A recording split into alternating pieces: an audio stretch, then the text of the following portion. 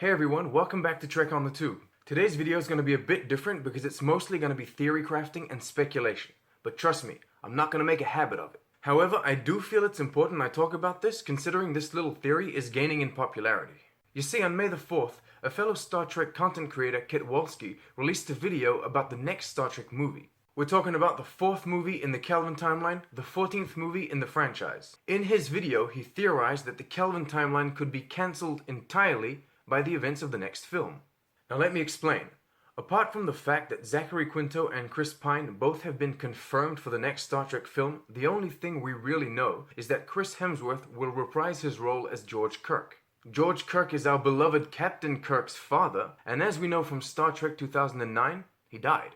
Okay, so naturally, when Chris Hemsworth was announced to come back as George Kirk in the 4th Star Trek film, everyone thought that the plot would be about time travel. And initially, I did too. I mean, the guy's dead, right? Anyway, the theory we're talking about is James Kirk would somehow find a way to go back in time, save his father, thus altering history, and delete the Kelvin timeline entirely. I mean, assuming the death of George Kirk and the destruction of the USS Kelvin were the reason the new timeline began in the first place. Anyway, Ketwolski simply made a short video revolving around a fun topic to talk about. But then an old article from last year saying exactly the same thing resurfaced, and it got me thinking, do people actually believe this? Could this actually be true? Well, let's talk about it. First off, how valid do I think this whole cancellation of the Kelvin timeline is? Not much. I mean, it could be true. Star Trek Discovery is coming out soon and the Kelvin timeline's been around for almost 10 years. Maybe CBS and Paramount both agree that it's time to end the reimagined Kirk story and go on to make movies about the Star Trek Discovery plotline. But let's be honest, when it comes to Star Trek, CBS and Paramount don't exactly have a history of agreeing with each other.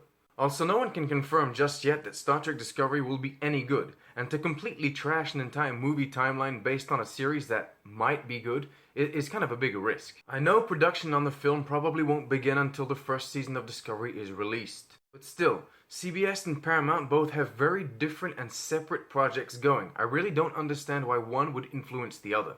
I mean, the 3 Kelvin timeline films may not be the most beloved in the franchise, but they still did bring in the money. And at the end of the day, that's what counts. I agree that the main cast probably want to work on other projects as well, but they've been doing that already, so there's really no need for them to leave Star Trek. And here's the thing, if you cancel the Kelvin timeline, you essentially cancel the possibility to make new sequels. Maybe Paramount will want to make movies revolving around the Discovery plotline, but they need to keep the Kelvin timeline active just in case. You never know, maybe 10, 15 years down the road they'll want to make another sequel. Even if the main cast is getting old, it doesn't matter. It gives you the possibility to make a smaller, more self-contained film about family and friendship, rather than an over-the-top action flick. And that's not a bad thing. Okay, so I'm gonna finish this off with a little speculation of my own. Not so much because I enjoy it, but to open your minds to other possibilities. Yes, time travel is a valid option.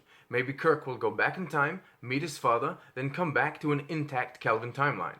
But then again, his father may not be dead. Yes, we saw the ship explode. Yes, we saw him fly out of the chair. But in the industry of film, that doesn't mean anything. Some people get shot in one movie, then come back for the next, with some ridiculous justification. Star Trek is a science fiction franchise. The films take place in the 23rd century. They are filled with ridiculous justifications and meaningless technobabble. I mean, this is a multi-million-dollar industry. Ain't nobody got time for death. Okay, back to speculation. A serious crime is committed in Federation space. Starfleet headquarters identifies the culprit as George Kirk. But he's been dead for years. James Kirk disobeys direct orders and goes to investigate himself. He finds out his father was cloned or simply saved and has amnesia. In any case, he's working for someone bad. Naturally, Kirk rescues his father, helps him remember who he is, and they save the day as father and son. As father and son. I didn't say the idea was good. I said it was a possibility. But maybe we're all completely wrong and George Kirk will just be in some hallucinations or some flashbacks. Okay guys, that's it for today. Next video will not be theory crafting or speculation, it will be Star Trek Race's Vulcans. In the meantime, feel free to leave a comment telling me what you think the next Star Trek film should be about and what it should be called. As usual guys, thanks a lot for watching. Remember to like, subscribe, and live long and prosper. Oh, and how'd you like my new shirt?